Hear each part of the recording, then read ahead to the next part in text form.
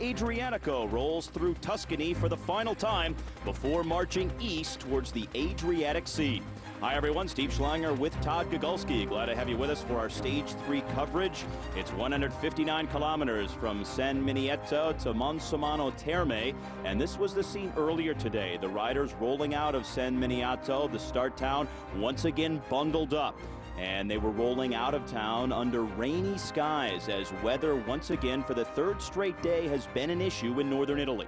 And once again in spring in Europe, actually still winter, you're going to get weather like this as tiny roads are the hallmark of this race. Big fields, dangerous racing. Stage 3 basically traces a figure 8 around northwestern Italy, and there's a few bumps towards the end of the stage, but pretty much a flat finish.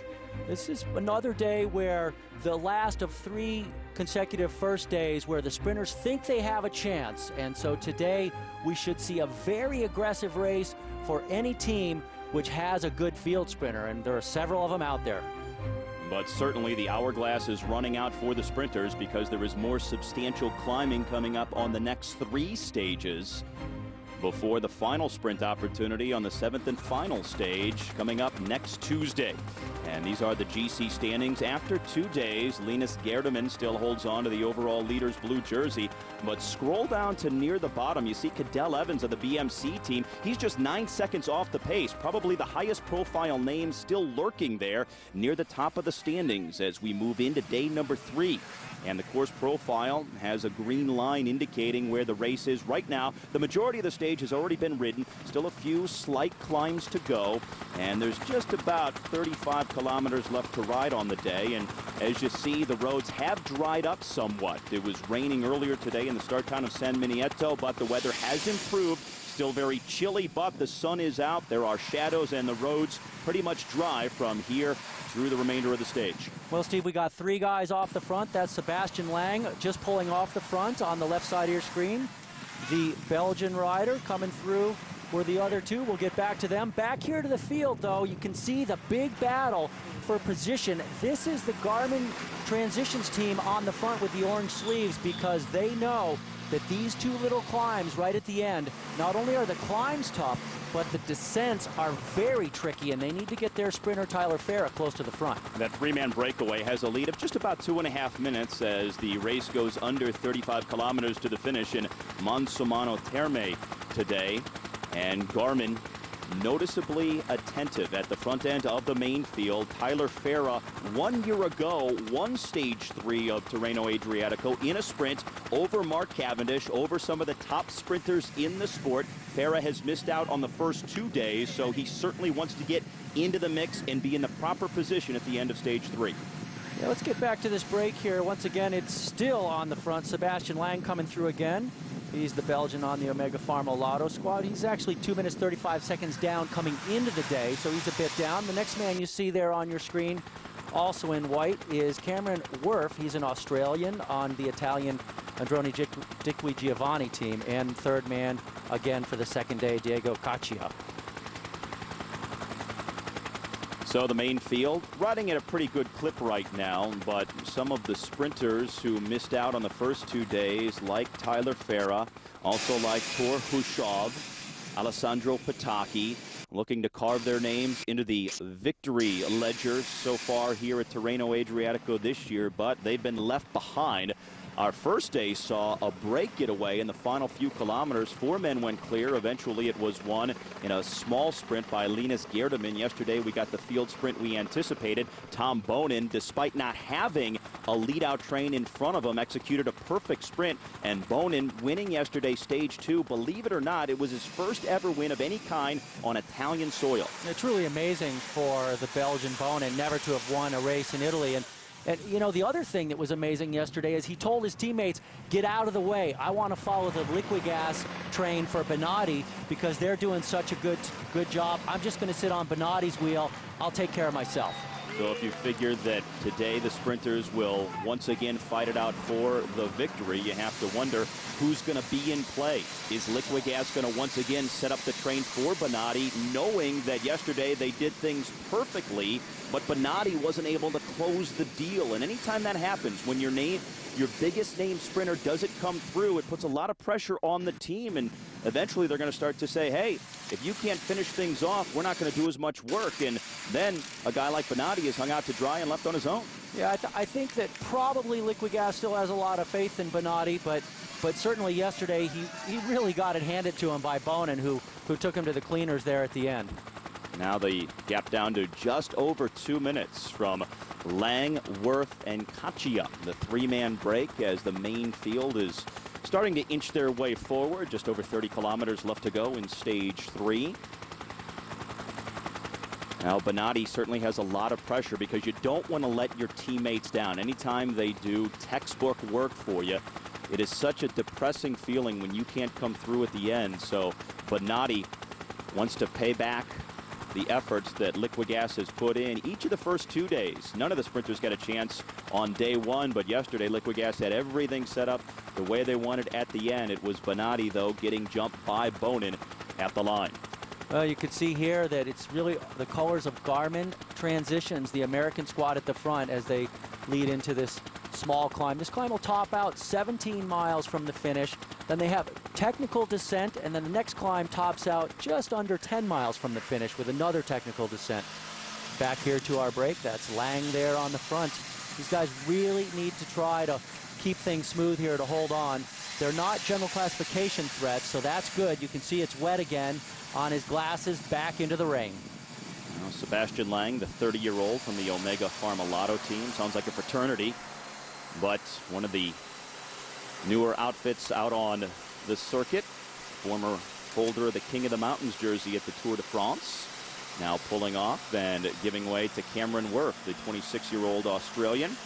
And Diego Caccia, the 28-year-old from ISD, the man in yellow, part of this three-man breakaway. Just about 2 minutes ahead of the main field on stage 3 of Tirreno Adriatico.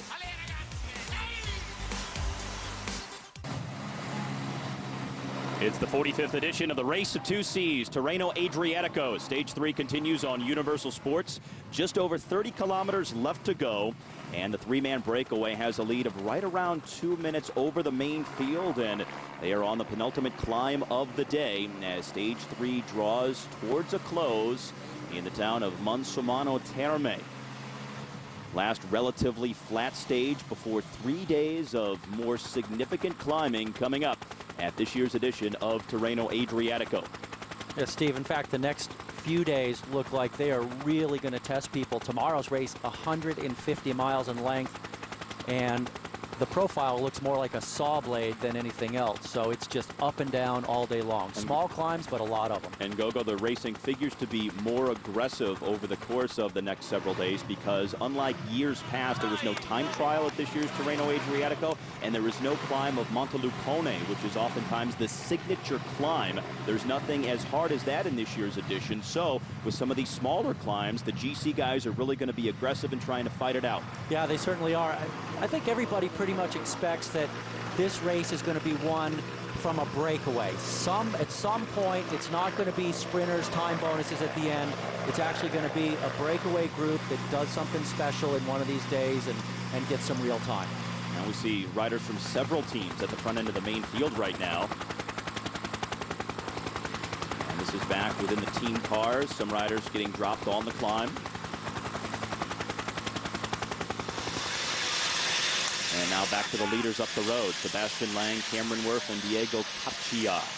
The day's primary breakaway. That's Lang there on front and center of your screen. And he's really the elder statesman of this group, 30 years old, and pretty big guy, actually, 6'2", for a bike racer. And he's actually been an accomplished time trialist, being the 2006 national German time trial champion. So it's a good day for him to be off the front in the wind. Get a good perspective of how the race is breaking up somewhat as they close in on the final 30 kilometers of the day. Well, on day number 1, it was a small break of 4 riders that got clear in the final few kilometers, and now we see a move being made here by Cameron Worth, the 26-year-old from the Androni team. He's attacking his fellow 2 breakaway companions. Interesting to see the Tasmanian. I'm not that surprised with this guy. He's a very new cyclist. In fact, back in 2006, not that long ago, he was a very competitive rower. He got 4th in the rowing world championships in the lightweight coxless pair. The very next year, in 2008, he became a professional cyclist and raced the world champions as a pro in his first year of bike racing. So this guy is one of these guys who's a real hammerhead. He's a very aggressive type of rider. It's nice to see him riding so well. In fact, he was such an accomplished rower. He went to the Olympics in Athens back in 2004, representing Australia in rowing before switching full-time to cycling.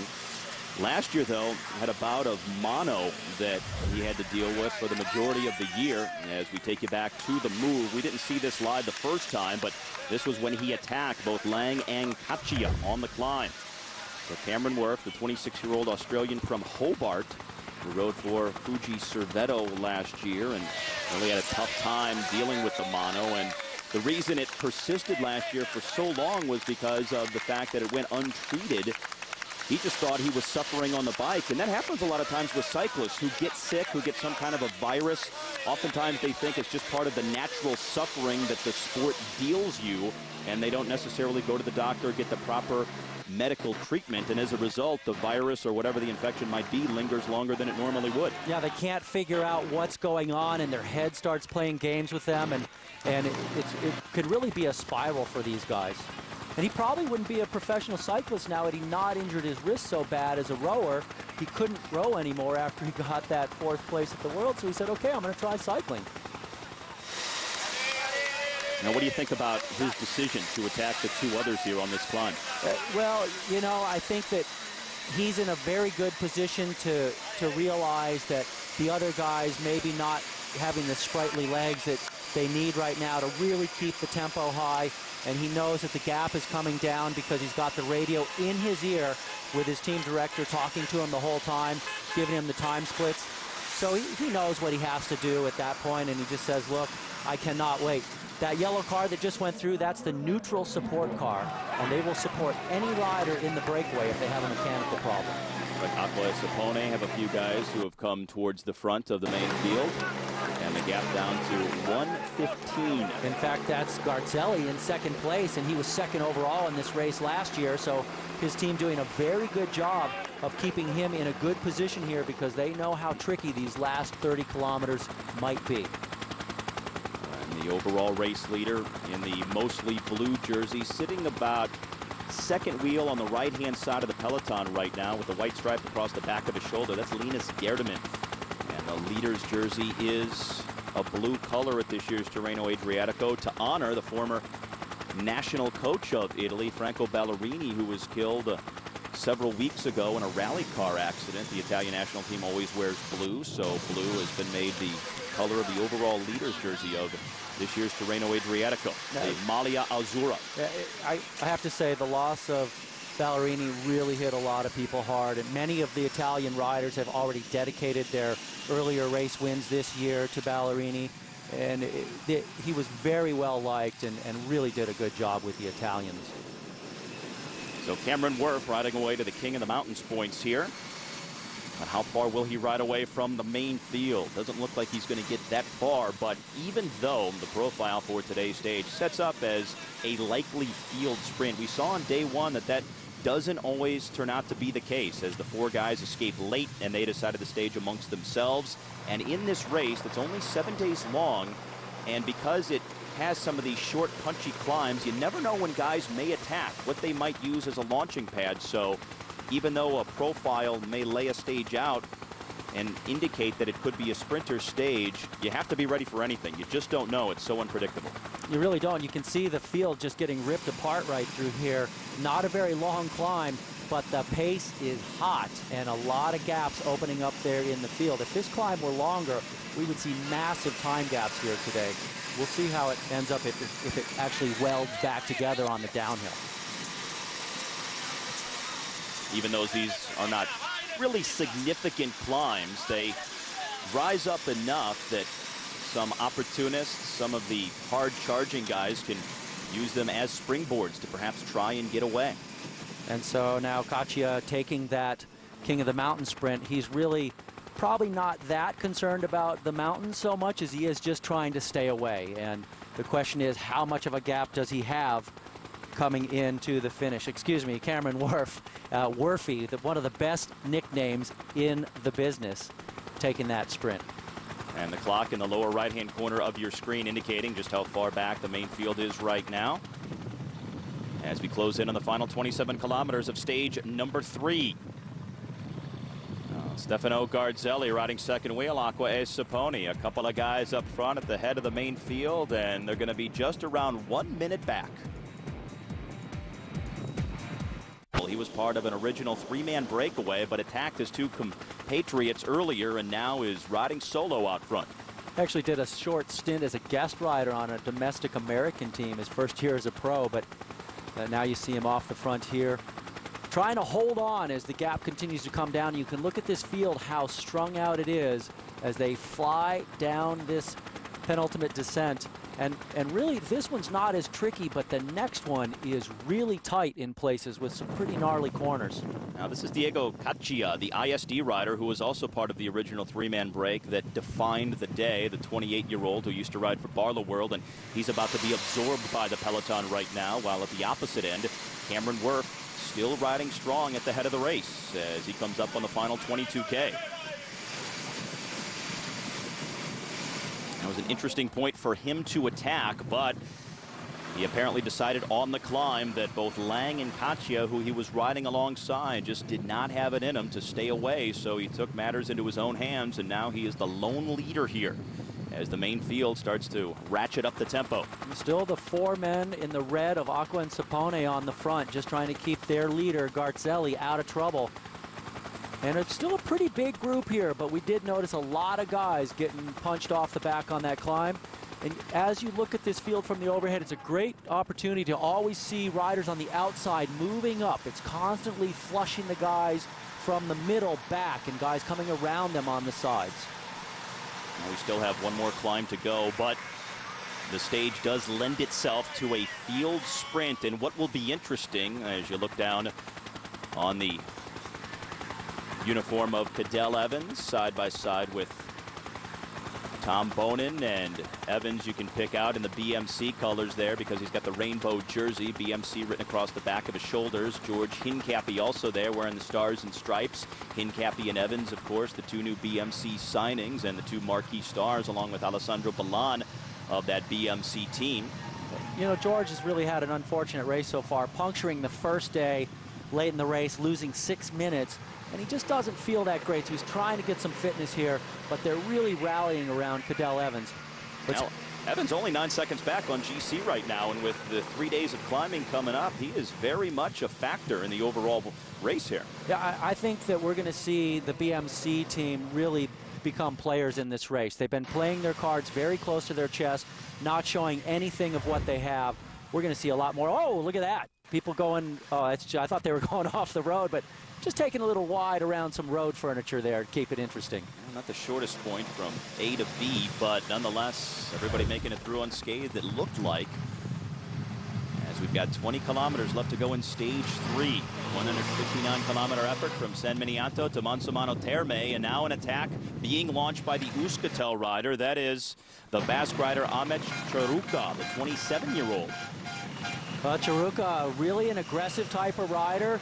This is what he's known for. In fact, a few years ago, he was the most aggressive rider overall in the Tour de France. So that kind of shows you how he is. That was his first year racing as a pro when he got that award. That's the first attack we've seen from the main field here, coming with exactly 20K left to go. So Charuka going clear, trying to get across to the overall race leader, Cameron Wurf, who is still up the road. And last check had about a minute over the peloton, so we'll see if Charuka can bridge that.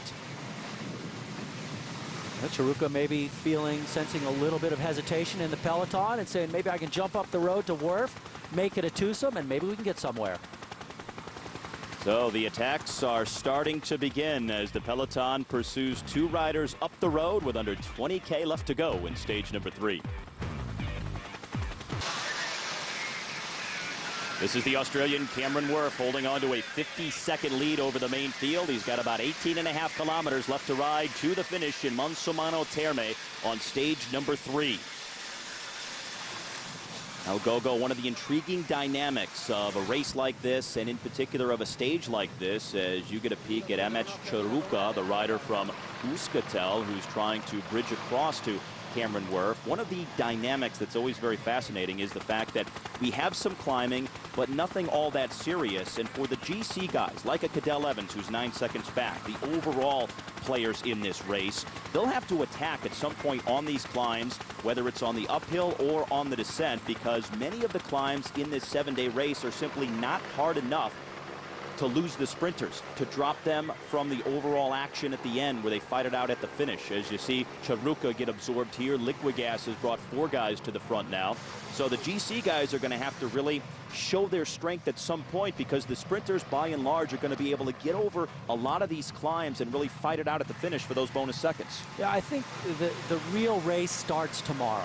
Tomorrow, a big day. The next day also big, and the day after that. So stages 4, 5, and 6 are where all the general classification, the overall riders, are really going to be looking to make their mark, and everybody knows it. And yes, you could still get lucky and get a few valuable seconds here today, but most of the guys that are looking for the overall are just going to ride conservative. They're going to save their legs, and they're going to look for the big fireworks the next few days. Now, what keeps so many guys in it is the fact that you don't have those traditional classic mountain days where you know the sprinters are going to lose 10 to 15 minutes. A lot of these true sprinters here at Tirreno Adriatico have enough legs. It's still early enough in the season that they're fresh enough to get over the climbs and still mix it up and contend for the general classification. Yes, no doubt. There's been sprinters who have won this race overall in the past. One of them comes to mind right away, Oscar Freire, the Rabobank rider, who we have not seen anything of so far in this race, but he has won this race overall several years back. Over 3.5 hours in the saddle now, final climb of the day. This is the San Baronto climb.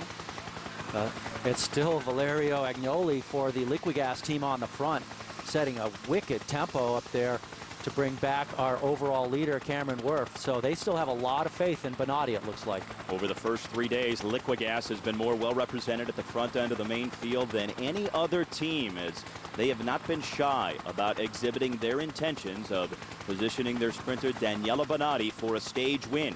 He's 0 for 2 so far. Will he pay back their efforts today and finally win a stage here at this Italian 7-day event? You see right behind the green of the Liquigas team, there are several riders in the red jerseys of Acqua and Sapone, and they'd be riding for Garzelli. So the team's really working together to shelter their leaders up these climbs. Sprinters trying to stay close. Nobody wants to miss out with so much climbing to come in the next 3 days. Final climb, final kilometers of stage 3 in Tuscany.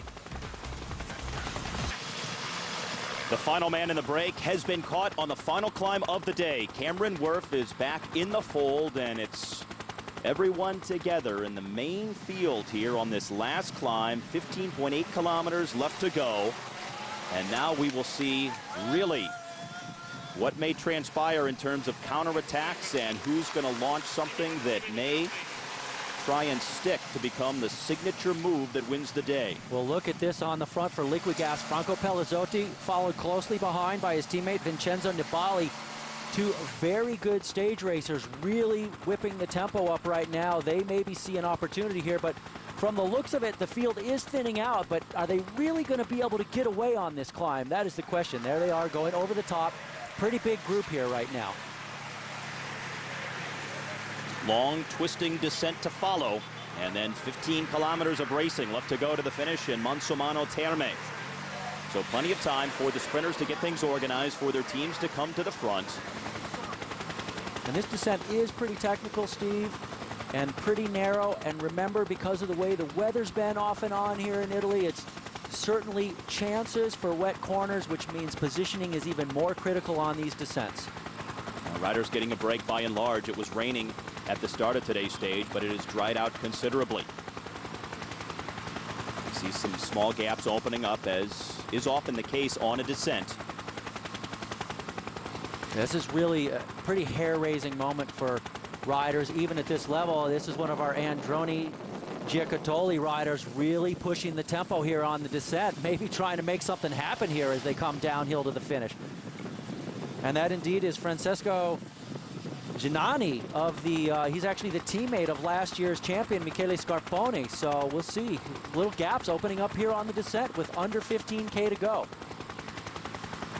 Now, sometimes you expect the attacks to come on the ascent of a climb, but you can't forget about the descent, and guys who have more confidence in their bike handling skills and their speed going downhill, they can just as easily get away from a group as other guys who can climb and have the ability to attack going up. These guys are really actually making a concerted effort here to split the field on this descent. And I have not seen who the second rider is that's coming up to Giannani. But it's a beautiful helicopter shot here in the hills of Italy. Now, realizing that it's a technical descent, the winding, narrow roads along this climb provide a great opportunity for someone who has the confidence to make a move like this. What we just saw from Giannani. And so that's actually a Lampre rider that came up to him, but I didn't get a good enough view of his face. Giannani with a very unusual style. He hangs his head low like he's really cracking, but he always looks like that. Santiago Botero also had that look too. No matter where he was riding, if the road was flat, downhill, didn't matter. Looked like he was suffering all day long. Now under 13K left to go. So remember, they topped out at the top of that climb under 10 miles to the finish. This thing's going to be over very soon, so that pace really going to be whipped into a frenzy here. And once again, all the sprinters know that the next 3 days, they're not going to have many opportunities, so they're really going to try and keep this together. Some beautiful villas in the Tuscany region. And now a couple of other riders trying to perhaps make a move here on the descent. So let's see what we have, if this group has actually gotten any daylight between them and the field, and it looks like they do have a little bit of a break here, and it's a pretty healthy group as well. Looks like 10 riders there, 10 Steve. riders altogether. So 10 riders have at least a few seconds over the main field. Hard to tell for sure right now, but there is a selection that has been made. There is a gap back to the peloton, and it's a pretty healthy group of riders, 10 strong, and they're coming up on the final 10 kilometers. Now the question is 10 the right number? That was Scarponi who just went through second last year in the red jersey. Is it perhaps too many riders to work well together, because you have to have guys that are working in a fluid motion? And Michele Scarponi, last year's winner. There's Giovanni Visconti in the green. That Colnago rider was Federico Canuti, the Italian. It's like Manuela Mori of Lampre, Maxim Eklinski of Astana, Francesco Faili of Acque Suppone. So it's a good group, and there were a couple Liquigas riders in there that I didn't quite pick out. The field chasing hard. Under 10K left to go now. Now, going back to that question, though, Gogo, when you have 10 guys who escape like this, is that too many to get the type of uniformity that you need in the effort? That's just so people know, that's Nibali in the green. Behind him, his teammate Pelizzotti. And once again, we already identified this man, Michele Scarponi, last year's winner. And you know what? This group is going to have to be very, very committed to work together. What's going to be hard for them is it's flat to the finish, Steve. And back in the field, the teams that don't have someone up there, teams like Garmin Transitions don't have anybody there. The Quick Step team doesn't have anybody up there. Pataki would like to win, even though he's got a teammate up there.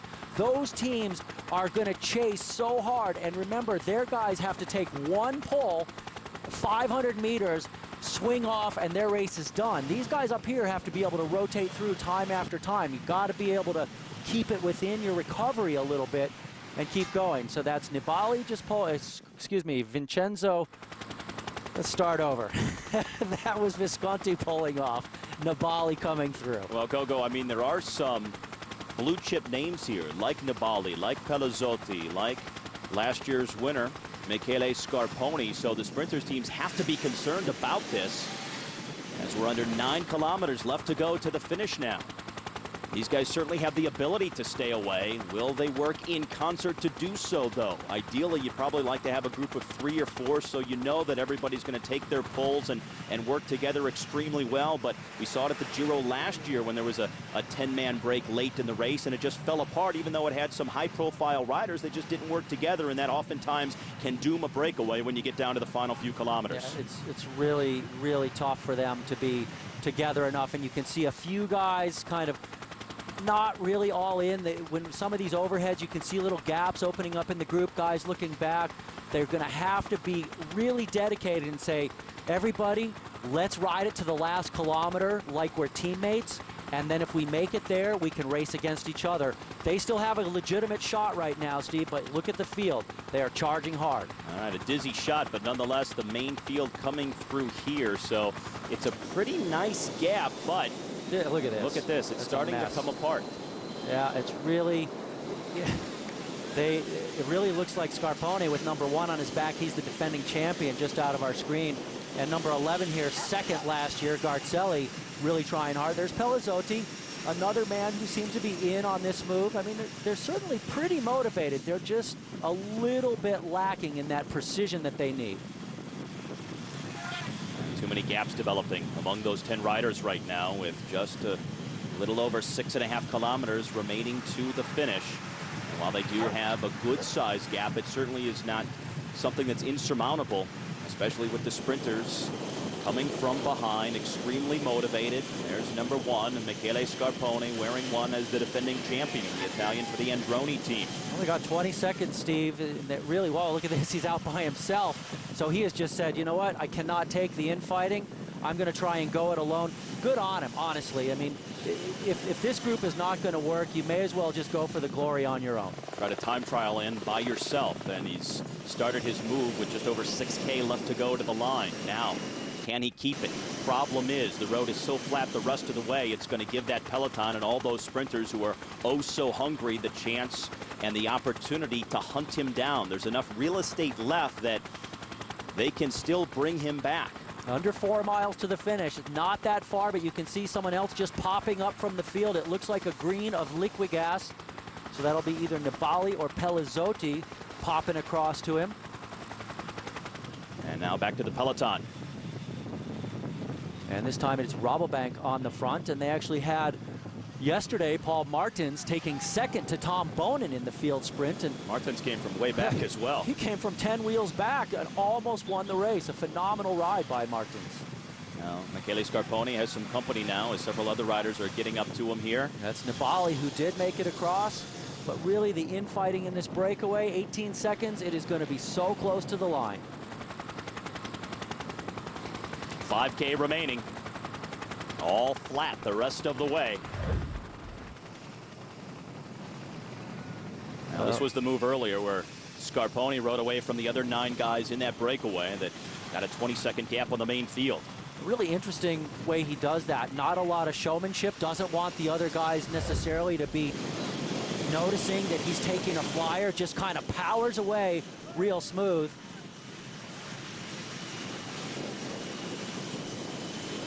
Now, a lot of guys looking around, flicking elbows. They just don't have that symmetry that you need. But the kilometers are ticking away, though, down to 4.5 left to go. But at last check, it was just 20 seconds back to the main field, and these guys aren't riding at the kind of pace that's going to keep them away when you see how ragged it is. I mean, that peloton is really moving behind them. You don't see any gaps at the front of the peloton like you're seeing in this group. The peloton is just flat out rolling down the road here. There's not anybody opening up gaps and creating situations where they're not going full speed. That's Milram on the front right now, or possibly the Colnago squad. They look so close from the front. This is the group of the Amalia Azzurra, the overall race leader. That is Linus Gerdemann coming into stage number 3 wearing the blue overall leader's jersey. But as we see a crash.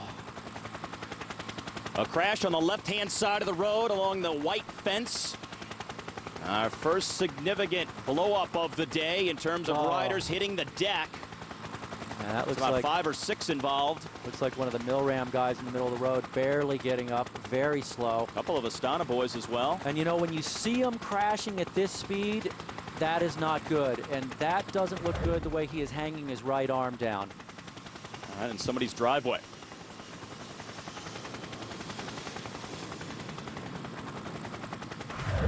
They'll clear that mess and get the twisted mess of bikes up and out of the way.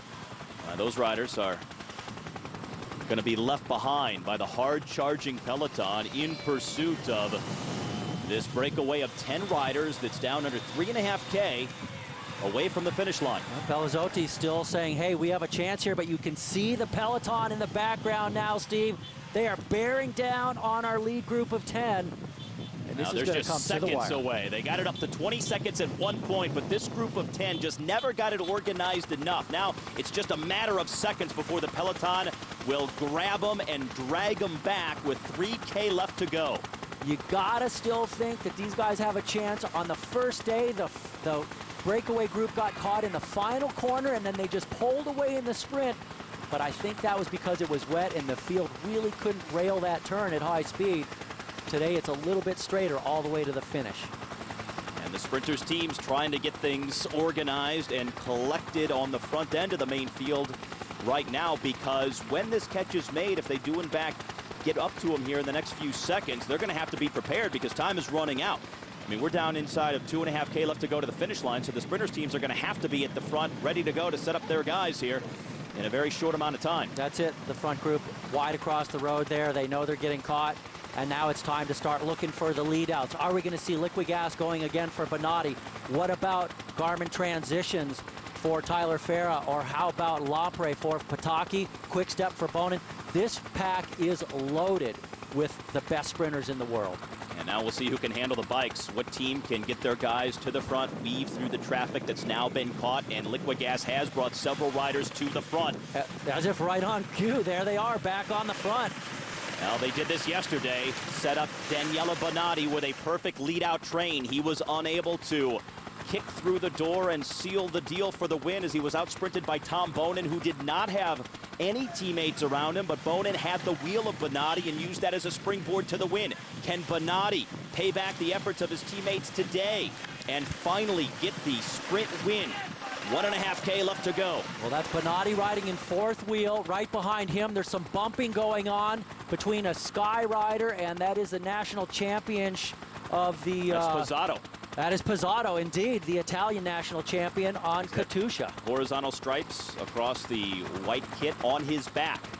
And Lampre coming to the front with Pataki, who's missed out on the first 2 days as well, as he's still suffering from the effects of that training crash on Monday. As we're into the final kilometer of racing, they go inside the red kite, 1,000 meters to the finish, and Liquid Gas still drilling it at the front. Bonatti desperate for the win. Daniele Bonatti 0 for 2 in the first 2 stages, and he has never won a stage at this Tirreno Adriatico race, but once again, he's in the right position. He's in perfect position. Daniel Oss has pulled off. He still has Manuel Quinziato on the front and Fabio Sabatini to bring him to the line. And there's Tyler Farah as well, the American for Garmin, his fourth wheel in the orange, blue, and white. Bernard Eisel of HTC Columbia right now is in fourth position. Pataki is there in the pink, blue, and white of Lampre. So some of the heavy-hitting sprinters are there at the front as they begin to open things up. Bonatti has the lead out. Here comes Pataki on his left. Eisel making a move. Tyler Farah on the right-hand side of your screen. Bonatti on the left in the green.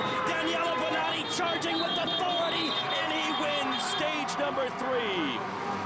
Phenomenal display of a textbook lead out for Liquid Gas Doimo.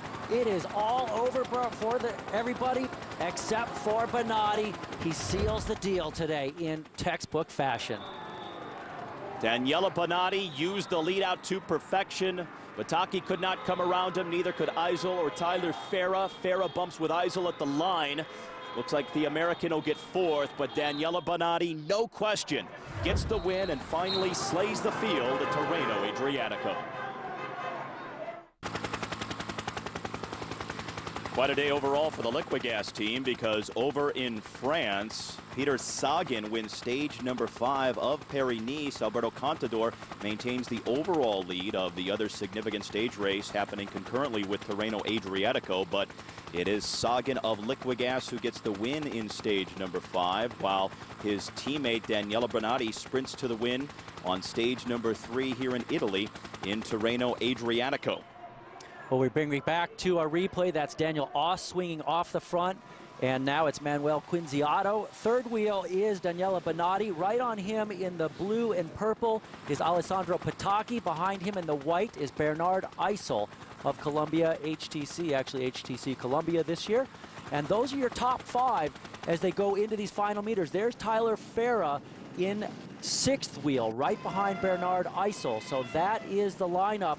And right now it is still Quinziato just driving it on the front as they're inside this final kilometer. Now Gogo Pataki had the position Bonin did yesterday when he jumped Bonatti, got the win. Pataki was hoping to do the same thing, but as opposed to yesterday, Bonatti had the legs this time to hold off Pataki and everybody else behind him. Yeah, really, Bonatti looking very fast, but you can see the nice little connection between Bernard Eisel in third and Tyler Farah in fourth. A little, you know, it happens when they're all going for the same piece of road. Daniele Bonatti, the 29-year-old, gets his first ever stage win in Tirreno Adriatico, beating out Pataki, Eisel, Tyler Farah, and Tom Bonin, who never really factored in the sprint. You know, I have to say, Bernie Eisel must be happy he finally gets to race for himself. He's been off the back with Cavendish and shepherding him earlier in these races. Linus Gerdemann has been the only overall leader that we have known so far at this year's race. However, he is no more at the top of the standings. Daniele Bonatti, with the win and the time bonuses, now moves to the head of the field. Bonatti, the new overall leader after 3 stages, as he leads Gerdemann and Bonin by 4 seconds apiece. And now Daniele Bonatti slipping on the Maglia Azzurra as the sprinter for Liquigas gets the stage win and now the overall race leader after 3 days in Tuscany. Well, they've done so much work in these trains. They must be very, very happy tonight for not only their entire team, but for Daniele Bonatti taking the win. Now the climbing begins in earnest tomorrow and will continue over the next 3 stages. And now for Todd Gogulski, I'm Steve Schlanger. Thanks for joining us, everyone. We'll see you back here tomorrow for stage 4.